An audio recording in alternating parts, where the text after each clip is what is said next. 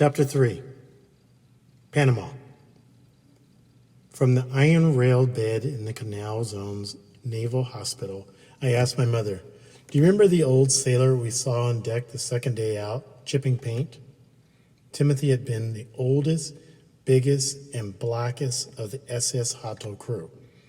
6'2" or 3" when he stood up on our raft. His shoulders and arms were massive, heavily muscled from years of hard work. He hadn't shrunk much from old age. No, I don't remember him. I looked in my mother's direction. Without thinking, I'd been turning my head toward any sounds for months. A bird, an aircraft, footsteps, a voice, her voice. Sounds had become very important to me. A hint of her favorite French perfume drifted over from where she sat by the right edge of my bed. I remembered the delicate odor. Smells had also become very important. My mother was a slender woman with pale blue eyes and pale skin. The last time I'd seen her, just a twisting glimpse in a fiery red glow. We both had been spilling out of the lifeboat into the dark water after the torpedo hit the Hato. He was barefoot and wore a straw hat. I wondered what she was wearing this day. "That's his knife." I motioned to the bedside table and reached over, groping for it. "I don't think I saw him," she said. Not far away, a ship's horn bleated. A tugboat answered. Merchantmen and warships moved through the canal night and day. Fighting was occurring throughout the world, from Europe to the far Pacific. The one peaceful Caribbean was a war zone. "I think I saw him just before you sailed," my father said. "I wonder why a man that old was still going to sea. He looked like he was 65 or 70. I turned toward his voice. Though he wasn't smoking in that antiseptic room, a faint apple-flavored tobacco aroma came from the foot of the bed. There was also a touch of his bay rum shaving lotion in the air, reassuring smells. The last time I'd seen my father had been the previous April. Tall and lonely, he stood on the seawall of Fort Amsterdam at Curaçao's harbor entrance. He was waving goodbye as the Hato put to sea. I had hated my mother at that moment for taking me away from him, but now he sounded as if no days had passed between us. Gentle of voice, always, slow and measured. He was a Virginian. My mother was from New Jersey. "I think he was closer to 70 than 65, I said, but I'm not sure. There was a lifetime of things I didn't know about Timothy. Did he ever tell you why he was out there at that age? The war.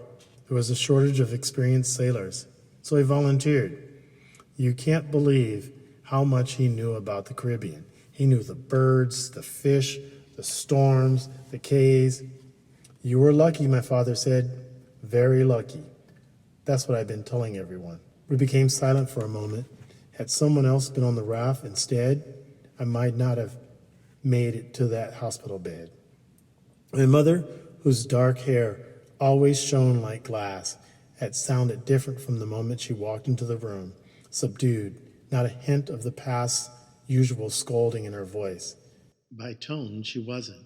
For now, the taut, tense woman I'd always known. They'd flown to Panama after the Navy had told them 2 days before that I was alive and well, but blind. I'd fly back to Curaçao with them tomorrow.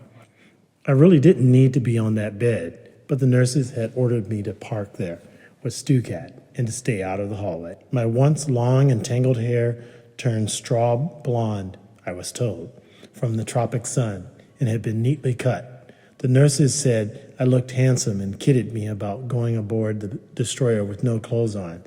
They said I had a good tan all over and could get all the girls I wanted, including them.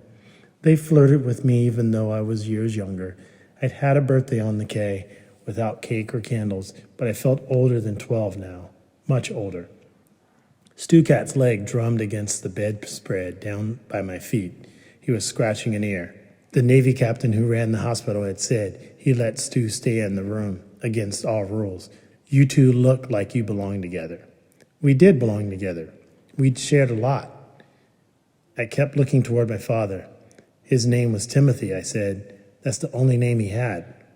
Without him, I wouldn't be here. He died and I buried him. He's now my guardian angel. We talk back and forth. They were silent, maybe thinking the sun had fried my brain. I'd buried another human in the sand and now talked to him. The first few minutes after the nurse had shown them in, saying, "Here's that heart-throb son of yours," which embarrassed me, my mother held me tightly. She said over and over again, "I'm so sorry, so sorry." My face was wet with her tears. Yet I felt uncomfortable in her arms. I didn't want her to be sorry for me. Timothy had never taken pity on me, and there were times when I thought I deserved it. But I learned from him that pity is often a deadly enemy. It had been my mother's decision that we leave Curacao to go back to our regular home in Virginia and what she thought was safety. But I'd long ago stopped blaming her for what happened. As Timothy once said, "She started this terrible war, eh, young boss?" No, she hadn't started World War II, I knew. She was just frightened of it and wanted to flee once the U-boats' attack began. "How did they find you?" my father wanted to know. Smoke from my fire pile was spotted by an aircraft working with the destroyer. It would take days to tell them everything that had happened on the RAF and the K. First, I wanted to hear what happened to my mother after the torpedo hit, without warning at 3 a.m., the darkest part of the night. I remember that when I came up on deck with her, the whole after part of the ship was on fire.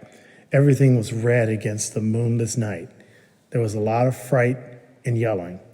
Then they told me to climb into the lifeboat so that it could be launched. As it was being lowered, the bow tilted sharply down and we were thrown into the water. My mother said, "I swam around trying to find you, but you floated away."